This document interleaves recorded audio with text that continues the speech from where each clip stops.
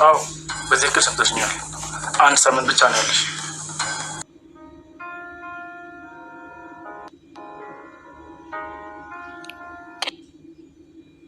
እልደኛ ነሽ። ለአንቺ ብዬ ራሴ ላጠፋ እዳፋ ፖሊስ ጋር ትሄጂ ያልኩትም እኮ እያስፈራራን ብር እስክንቀበልሽ ድረስ ነው። ብቻ የሆነ ከባድ ችግር ውስጥ ናት።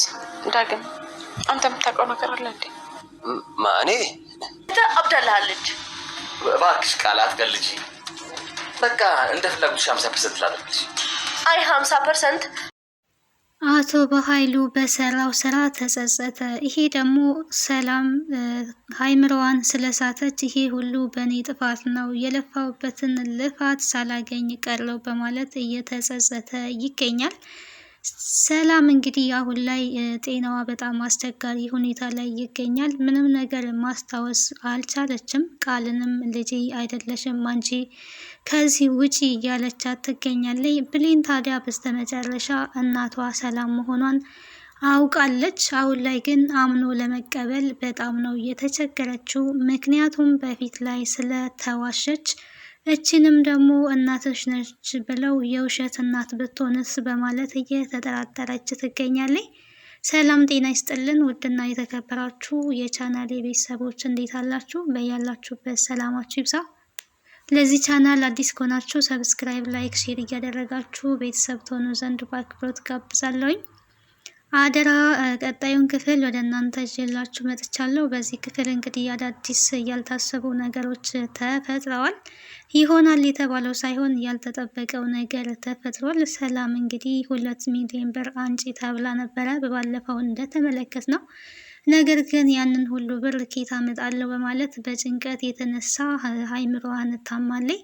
በኃይሉ የለፋለት የጓጓለት አገኛለሁ ብሎ ያሰበውን ገንዘብ ሊያገኝ አይደለም፣ የእህቱን ጤና እንዲቃወስ አድርጓል። አሁን ላይ ወይ በቀረበኝ ኖሮ የሚል ስሜት ውስጥ ገብቷል። ምክንያቱም የፈለገውን ያሰበውን ለማግኘት አስቀድሞ ሰላም ጤነኛ መሆን ይገባታል። እሷ ግን ያው ጤነኛ አሉን ብላለች። ሲቀጥል ቃል እንግዲህ ሁሉንም ነገር እያንዳንዱ ሚስጥር ይህን ሁሉ ሴራ ሲያሴር የነበረው ወንድምሽ በኃይሉ ነው፣ አልማዝ አልሞተችም እያለች እየተናገረ ትገኛለች። እሷም የተናገረችበት ምክንያት ከበኃይሉ ጋራ በ50% አልስማማ ስላሉ ሚስጥሩን እንግዲህ ነግራለች።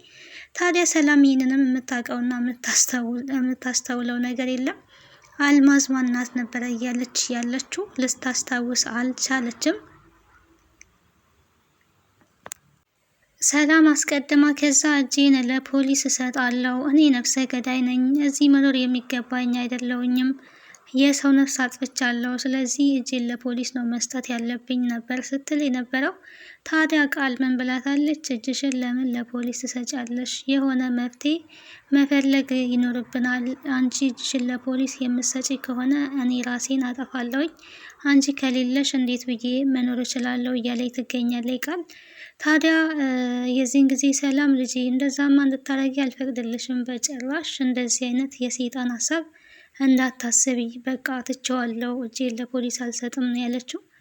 ሁለተኛ እንደዚህ ግን የሰይጣንን ሀሳብ እንድታስቢ አልፈልግም ልጄ፣ እኔ ከአንቺ ውጪ ሌላ ማን አለኝ እያለች ነበረ እና ሰላም አንቺም ይህን ሀሳብሽን የማትቀይሪ ከሆነ አደርገዋለሁ ብላታለች። እንግዲህ እዛ ጋ እጇን ለፖሊስ ከሰጠች ሁሉም ነገር ይበላሻል ማለት ነው። የነ በኃይሉ እቅድና ሴራ እነሱ የፈለጉት እሷን ሁሌም እያስፈራሩ በየጊዜው ገንዘብ ለመቀበል ነው።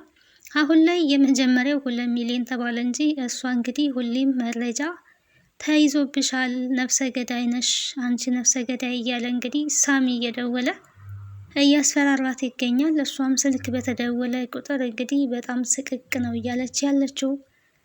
በድንገት ራሷን እስታ እየወደቀ ትገኛለች። ማሚ ከዚህ በፊትም እኮ ራስሽን ስተሽ ወድቀሻል፣ አሁንም እንደዚህ ራስሽን ስተሽ እየወደቅሽ ነው ወይ ካልሆነ ሐኪም ቤት እንሂድ እያለች ቃል ትገኛለች። ግን ከዚህ በፊት እንግዲህ እሷ ራሷን ስታ ሳይሆን የወደቀችው ከኋላ ቃል መታት ነበር የወደቀችው።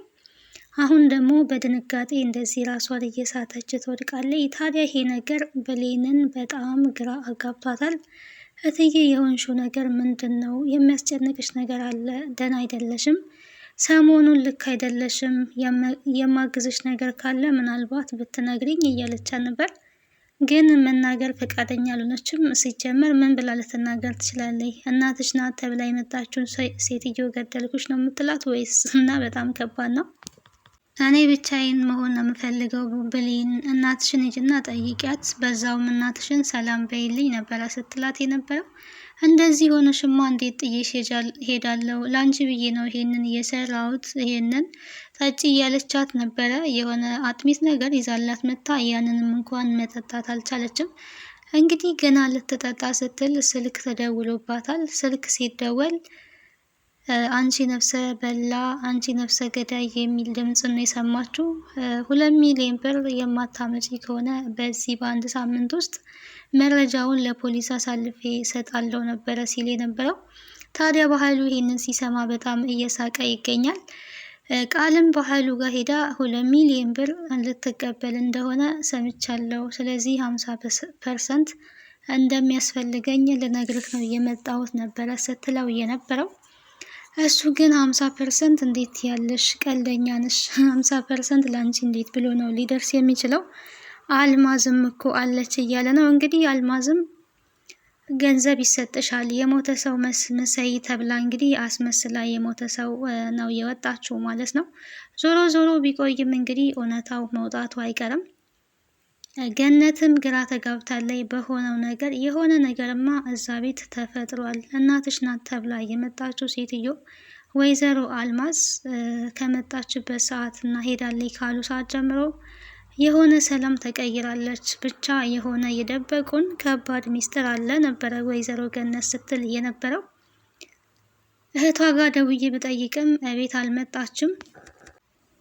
አልመጣችም ብላኛለች። ወዴት እንደሄደችም እንኳን አልታወቀም። ስለዚህ ወይዘሮ አልማዝ ምን ሆና ይሆን? የሆነችው ነገር አለ ብላለች ገነት ማለት ነው። እህቷ ጋር ካልሄደች ልትሄድ ትችላለች፣ የራሷ ጉዳይ ነው እንግዲህ ነበር ስትል የነበረው ብሌን። እኔ ስለ እሷ አይመለከተኝም፣ የራሷ ጉዳይ ነው፣ የፈለገችበት ትሄድ። እኔ አሁን ላይ እያስጨነቀኝ ያለው የእትዬ ጉዳይ ነው። እትዬ የሆነ ነገር ሆናለች ነበረ ስትል የነበረው ብሌን። እንዴት ያለሽ? ስለ እሷ አያገባኝም፣ ስለ እሷ አይጨንቀኝም፣ እንዴት ያለሽ? ስለ እናትሽ እንዴት እንደዚህ ትናገር ያለሽ ልጄ ነበረ ስትላት የነበረው። አይ እሷ እኮ እናቴ አይደለችም፣ ተሸውደናል። በገንዘብ ገዝተው ያመጧት ሴት እንጂ እናቴ አይደለችም ነበረ ስትል የነበረው ማለት ነው። እንግዲህ ገነት ታዲያ ወይ ጉድ! ይሄን ሁሉ ማጣራት የነበረብኝ እኔ ነኝ። በቃ ልጄ ትልቅ ስተሰርቻለሁ። እኔ ደግሞ እናትሽ ናት ብዬ ጓጉቼ ነበር ነው ያለችው። በጣም እንግዲህ አጭበርባሪ ልትሆን ትችላለች ብለው አላሰቡም። ማጣራት ነበረባቸው እውነት ለመናገር። በእርግጥ አሁን ላይ እውነተኛ እናቷ ስትገኝ ደግሞ እናቷን ለመቀበል አሁን ብሌን በጣም ነው የምትቸገረው። መጀመሪያ ያው በጣም ተጭበረብራለች። እድሜ ለዳጊ ደግሞ እሷ እንዳትጭበረበር እሷ እንዳትጎዳ ትልቅ ስራ ነው የሰራው። አሁን ላይ ሰላም እናቷ መሆኗን ኦልሬዲ ሰምታለች። ይህንን ደግሞ ዳግም ሳይሆን ሳሚ ነው የተናገረው። ሳሚ ደግሞ ይሄን የተናገረበት ምክንያት ግዴታ በኃይሉ ከነሱ ላይ 2 ሚሊዮን ይቀበላል ብሎ ስላሰበ ሳይቀድመኝ ነገሮችን ላበለሻሽ ብሎ እንግዲህ ነገር እያበላሸበት ይገኛል። አሁን ላይ ታዲያ ወይዘሮ ገነት ናት ቀድማ ይሄንን እየሰማችው። አሁንም እነዚህ ሰዎች እየዋሹን መሆን አለበት፣ ደግሞ ምን ፈልጋችሁ? አሁንም ልታጭበረብሩን ነው ወይ ነበረ ስትል የነበረው። አሁን ላይ እውነተኛ እናቷን ብሌን ለመቀበል በጣም ነው የምትቸገረው። ገንዘብ ቢኖራት ወይ የዲኤንኤ ምርመራ ውጤት እንኳን ቀስ ብላ ማድረግ ብትችል እውነቱ ላይ ትደርስበታለች። ያንን የማድረግ አቅም ደግሞ ብሌን አይኖራትም ማለት ነው። ትልቁ ከባዱ ነገር አንድ ቤት ሲኖሩ ያው የሆነ ፊሊንጋቸው የእናትና የልጅ አይነት ስሜት ቢሰማቸውም ያንን ደግሞ እርግጠኛ አልሆኑም። አሁን ላይ ወይዘሮ ሰላም የምታውቀው ማናት ቃል ልጇ እንደሆነች ነው የምታውቀው። ከምንም በላይ እንኳን እኔ እጄን ለፖሊስ ብሰጥና ብታሰርስ ልጄ እንዴት ትሆናለች? ለማን ተዋታለሁ? ለማን ጥላታለሁ? አምላኬ ሆይ ልጄን ጠብቅልኝ እያለች ትገኛለች። እሷ ውስጧ አክሴፕት ያደረገው ቃል ልጇ እንደሆነች እንጂ መጀመሪያም በኃይሉ ስሟን የቀየርኩትም እንኳን ያደራ ልጄ ስለሆነች ቃል ኪዳን ብያት ነው ነበረ ሲላት የነበረው። አሁን ላይ ቃል ልጅሽ አይደለችም ብትባል እንኳን አምና የመቀበል ችሎታ የላትም ማለት ነው። ስለዚህ አሁን ብሌን የመጣችበት ነገር በጣም ከባድ ነገር ነው። ብትችል ያው እንግዲህ አሁን ላይ ሁሉም ነገር ማስረጃና መረጃ ስለሚፈልግ ችላ የዲኤንኤ ምርመራ ውጤት ሰላም ሳታቅ እንኳን ማድረግ ብትችል በእውነተኛው መንገድ ታረጋግጣለች ብዬ አስባለሁ። ግን በኃይሉ አሁንም እውነቱን መሸፈኑ የማይቀር ነገር ነው ማለት ነው። በኃይሉ እንግዲህ እኔ የምፈልገውን ነገር እስከማገኝ ድረስ መቼም ቢሆን አርፌ አልቀመጥም ብሏል። ከዚህ በፊት እንግዲህ ብሌን እና ሰላም ተቃቅፈው በተኙበት ሰዓት ላይ ያለው ነገር ጭራሽ ተቃቅፋችሁ ተኝታችሁልኛል፣ እኔ እናንተን ለመለያየት የማልቆፍረው ጉድጓድ የለም፣ እናንተ ግን ተቃቅፋችሁ ተኝታችኋል። ስለዚህ የምተዋችሁ እንዳይመስላችሁ የምፈልገውን ነገር እስከማገኝ ነው ያለው። የሚፈልገው ነገር እንግዲህ የሰላምን ንብረት የራሱ ማድረግ ነው የሚፈልገው። ይሄንን ካገኘ በኋላ ግን ስትፈልጉ እንደዚህ ተቃቅፋችሁና ተለጣጥፋችሁ መቃብርም መውረድ ትችላላችሁ ብሏል። እንግዲህ በኃይሉ እናትና ልጅ እንዲተዋወቁ አይፈልግም። ይሄንንም ለማድረግ ነው እንግዲህ ብሌንን ከአዲስ አበባ ለማውጣት ሙከራ ያደረገው። ነገር ግን ዳግም ነገሮችን አበላሻሽቶበታል ማለት ነው። ይሄ ደግሞ እኔ እያለሁኝ ብሌን ምንም ነገር እንድትሆን አልፈልግም፣ በብሌን ላይ ሲጫወቱ እያየው ዝም ማለት አልችልም በማለት እውነቱን አውጥቷል ማለት ነው። በሌላ በኩል እንግዲህ ዳግምና ብሌን ጥሩ የፍቅር ጊዜ እያሳለፉ ይገኛሉ። ታዲያ እነሱ ገና ፍቅር ከመጀመራቸው ሌላ የፍቅር እንቅፋት የሆነ መጥቶባቸዋል ማለት ነው። በቁም እያየክ እኔ እችን አጠገብክ ያለችዋን ሴት የኔ አደርጋታለሁ እያለ ሳሚ እየፎከረ ይገኛል። ሳሚ እንግዲህ ብሌንን ይወዳታል። ዳግም እና ብሌን ደግሞ በጣም ነው የሚዋደዱት። እንግዲህ ሳሚ እችል ሴት አንተ ጋር ያለችዋ ሴት የኔ ናት፣ መቼም ቢሆን ያንተ ልትሆን አትችልም ነው ሲል የነበረው።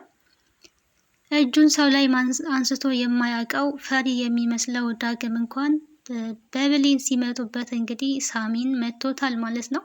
እኔ አንተ ላይ እጄን የማነሳ እንዳይመስል፣ ነገር ግን እቺ ሴት የኔ ናት፣ ጠብቀኝ፣ በቅርቡ የኔ አደርጋታለሁ እያለ ይገኛል።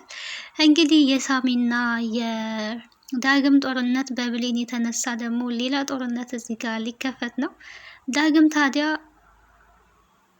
የብሌንን አሳዳጊ እናት ወይ ደግሞ ያው ስለማያውቃት የእሱ እናትን እየተንከባከበ ይገኛል። ልጇን ስለወደደ ባገኘው አጋጣሚ የሆነ ነገር ገዝተሽ ሂጂ በማለት ገንዘብ ለብሌን ሰጥቶ እየላከ እየተመረቀም ይገኛል። እንግዲህ ጠያቂ ያሳጣክ ተብሏል ከዚህ በፊት እንደተመለከት ነው። አሁንም ደግሞ ገንዘብ ልኮ ብሌንን የሆነ ነገር ገዝተሽላቸው ሂጂ በማለት ልኳታል ማለት ነው። ታዲያ ጥሩ ልጅ ነው ይሄ ልጅ፣ ጥሩ ልጅ ነው እያለች ያለችው ወይዘሮ ገነት መጥቶ ጠይቆኛል። ጥያቄ ያሳጣው ፈጣሪ እናቴን ሊወስድብኝ ነው መሰለኝ፣ ይሄ ጥያቄ አብዝቶ አልነበረ ብሌንም ስትል የነበረው። አይ ጸባይሽን የማታሳምሪ ከሆነ የት ይቀርልሻል እያለች ወይዘሮ ገነት ታዲያ እየቀለለችባት ነበረ። ብሌን የሰላም ጉዳይ እጅጉን በጣም አስጨንቋታል። ምን ሆናለይ ብላ ዳጊንም ጠይቃው ነበረ። የምታውቀው ነገር ይኖራል ወይ ነበር ስትለው የነበረው። አይ እኔ ምንም የማውቀው ነገር የለም፣ እንዴት ላቅ እችላለሁ፣ ግን ምን ሆና ነው ነበረ ሲል የነበረው። ሰላም ያለችበት ሁኔታ ከምንም በላይ በጣም ከባድ ነገር ነው። ቃልም ያው ማስመሰሏን ቀጥላለች። ሰላም ፌንት ነግላ በወደቀችበት ሰዓት ላይ እንኳን ብሌን ናት ውሃ ደፍታ እንድትነቃ ያደረገቻት እንጂ ቃል ግን ዝም ብላ እየተመለከተች ነበር ማለት ነው። አንቺ አሰር ልጅ ናት እኮ ምን እንደዚህ ያደርግሻል? ለአንዲት አንቺ እኮ ገረድ ነሽ፣ ለሁሉ አልቅሰሽ ትችያለሽ ወይ ነበር ስትላት የነበረው። እያለቀሰች ነበረ ብሌን እንግዲህ ወይኔ ትዬ ምን ሆነች፣ ወይኔ ጉዴ እያለች በጣም ተጨንቃ ተደናግጣ ነበረ። ምን ባረግ ይሻለኛል በማለት ያው ያላት አማራጭ ውሃ መድፋት ነበር። ወይ ሐኪም ቤት እንውሰዳት፣ ዳግምን ልጥራ ወይ ብላ ነበር። ዳግምን አብረሽ ውለሽ ደግሞ በዚህ አማካኝነት እሱ ማግኘት ፈልገች ነው ነበረ ስትላት የነበረው። እንግዲህ ብሌን ለሰላም ያላት አመለካከት በጣም ትልቅ ነው። ለሰላም ብቻ አይደለም ለሁሉም ሰው የምትጨነቅ ሴት ናት ብሌን። ታዲያ ልጅ ነኝ ብላ የገባችው በገንዘብ አማካኝነት እዛ ቤት ያለችው ቃል ግን በድንገት በወደቀች ሰዓት ላይ ዝም ብላ ነበረ ስትመለከታት የነበረው። ውሃ ተረጭቶባት ስትነቃ እንግዲህ ልክ ጠጋ ብላ የማስመሰሏ ጥግ ማለት ነው ቃል እናቴ ማሚ አንቺን እኮ ማጣት አልፈልግም፣ የማጣሽ መስሎኝ በጣም ደንግጬ ነበረ። ግን ምን ሆነሽ ነው? ምን ሆነሽ ነው እናቴ እያለች ተጠግታ እስኪ ብሌንን ደግሞ እስኪ ተይ አንቺ ደግሞ ተያት እስኪ ከዚህ ተነሽ እያለች ነበር። ብሌን እንግዲህ የቃል ማስመሰል ገርማት ዝም ብላ ስትመለከታት ነበር እና የዚህ ናሃል የቃል ማስመሰል የበኃይሉ ተንኮል በጣም ከምንም በላይ ከባድ ነው ማለት ነው። እንግዲህ አደራ ድራማ ይሄን ይመስላል። ቀጣዩን ክፍል ወደ እናንተ ይዤ እስከምንመጣ ሰላም ቆዩልኝ። ስለነበረን ቆይታ አመሰግናለሁ። ቤተሰብ ያልሆናችሁ ቤተሰብ ሁኑ። ሰብስክራይብ፣ ላይክ፣ ሼር እያደረጋችሁ አበረታቱኝ። እንግዲህ ቀጣዩ ምን ሊሆን ይችላል የሚለውን አብረን የምናይ ይሆናል።